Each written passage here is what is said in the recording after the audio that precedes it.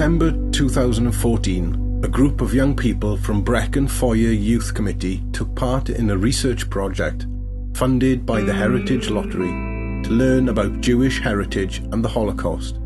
This is our story. The purpose of this project was to stimulate a small group of young people who have not been given the best opportunities in life for a variety of reasons to research one of the major events in history. The members of Brecon Foyer Youth Committee were presented with the story of another group of disadvantaged who were subjected to the most horrifying experiences, and to emphasise that a few were able to survive and present us with their memories. The most obvious and well-documented group were the European Jews in the Nazi era. The group was fortunate to receive funding from the Heritage Lottery, which enabled us to purchase a range of photographic and administrative equipment in order to complete our project.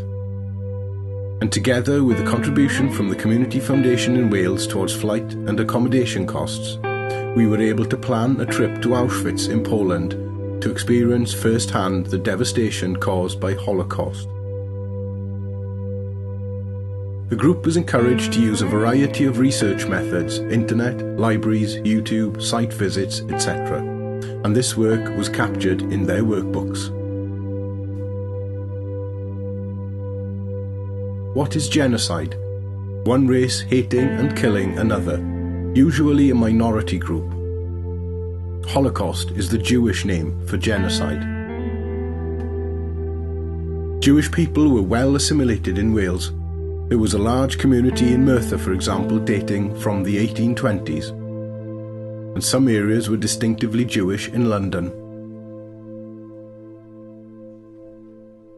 Germans believed Jews to be different. They had different religion. Germans, being a Christian nation, believed that the Jews were responsible for the death of Jesus Christ. Jewish people had to work harder than normal, being a minority group, which made them appear pushy or cliquish. They looked different: dress, hair, nose, etc. And the language, Yiddish, was a corrupt version of German with a few Hebrew words. Adolf Hitler, leader of the Nazi Party from 1933 to 1945, was at the centre of Nazi Germany, World War II in Europe, and the Holocaust, where around 6 million Jews were killed.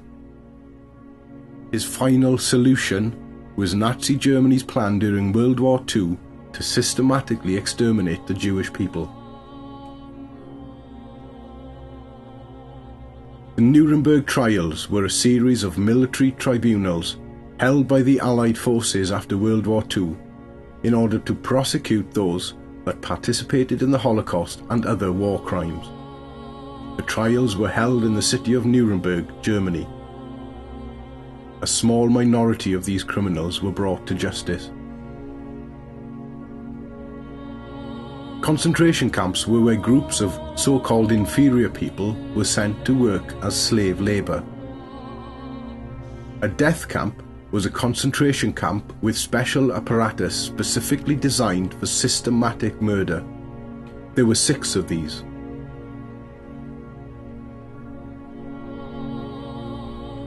This was the first time some of our group had been abroad, and the flight over had been both exciting and nerve-wracking.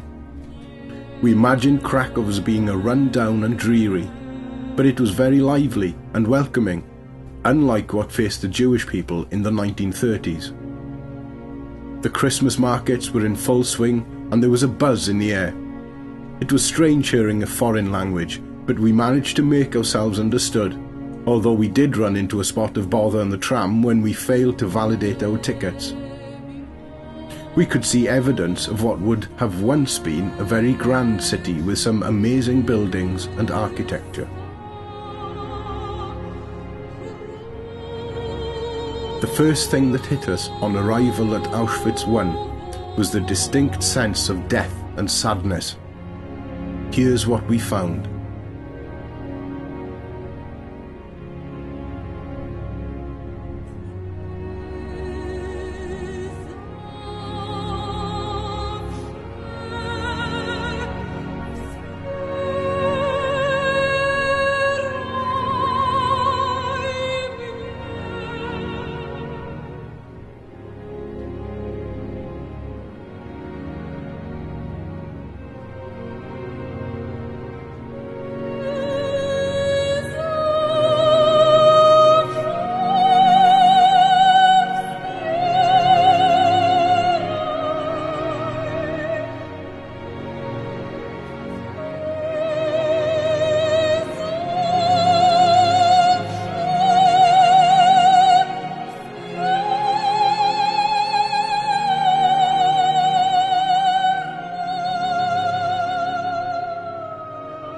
We also visited some local museums and memorials.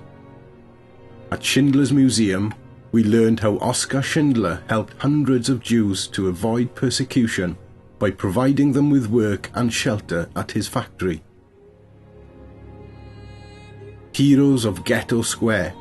This area has been turned into a monument commemorating the Jewish ghetto and the Krakow Jews. At the salt mines, we saw some amazing examples of historical, biblical, and architectural scenes, using different types of material carved by Catholic prisoners. The impressively detailed workmanship demonstrated in the church chandeliers was mind-blowing. After an eventful and thought-provoking 4 days, our group returned home to reflect and evaluate on what we had seen and learned.